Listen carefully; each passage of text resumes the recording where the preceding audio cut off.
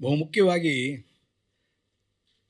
ಯಾವಾಗಲೂ ಹಳೆಯದನ್ನು ನೆನೆಸ್ಕೋಬೇಕಂತೆ, ಆ ನೆನಕೆಯ ಜೊತೆಯಲ್ಲಿ ಹೊಸದನ್ನು ಕಟ್ಟಬೇಕಂತೆ.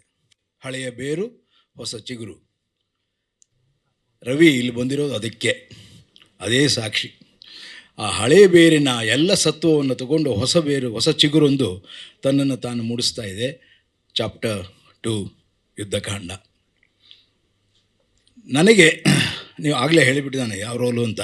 ಸೊ ರೋಲಿನ ವಿಶೇಷತೆಗಳನ್ನ ಹೇಳಕ್ಕೆ ಬರಲ್ಲ, ಆದರೆ ಆ ಇಡೀ ಸೆಟ್ನಲ್ಲಿ ಆದಂತಹ ಒಂದು ಎನರ್ಜೈಸ್ಡ್ ಮೂಮೆಂಟ್ಗಳಿತ್ತಲ್ಲ, ಒಬ್ಬರನ್ನೊಬ್ಬರು ಹೇಗೆ ಕೊಟ್ಟು ತಗೊಳ್ಳುವಂತಹ ಒಂದು ಕ್ರಿಯೆ ಇತ್ತಲ್ಲ, ಅದನ್ನು ಬಹಳ ಚೆನ್ನಾಗಿ ಅನುಭವಿಸಿದ್ದೇವೆ ಅಂತ.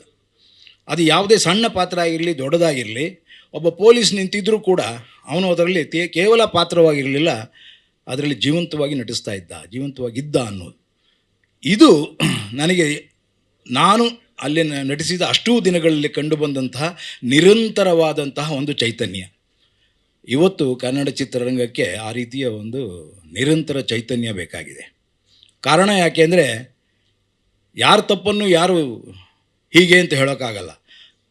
ಒಟ್ಟಾರೆಯಾಗಿ ಇಡೀ ಉದ್ಯಮ ತನ್ನನ್ನು ತಾನು ಪ್ರತಿಷ್ಠಾಪಿಸಿಕೊಳ್ಳಬೇಕಾದರೆ ಹೇಗೆ ಒಂದು ಸಿನಿಮಾವನ್ನು ಕೇವಲ ಒಬ್ಬ ವ್ಯಕ್ತಿ ಮಾಡೋಕ್ಕೆ ಸಾಧ್ಯ ಇಲ್ವೋ, ಹಾಗೆ ಎಲ್ಲರೂ ಒಂದು ಸಂಘಟಿತರಾಗಿ ಮಾಡಬೇಕಾಗಿರೋ ಕೆಲಸವಾದ್ದರಿಂದ ಆ ಕೆಲಸವನ್ನು ಕೂಡ ಇಡೀ ಇಂಡಸ್ಟ್ರಿಯ ಉದ್ಯಮವನ್ನು ಎತ್ಕೊಳ್ಬೇಕಾದ್ರೆ ಸಾಂಘಿಕವಾಗಿಯೇ ಕೆಲಸ ಮಾಡಬೇಕಾಗುತ್ತೆ.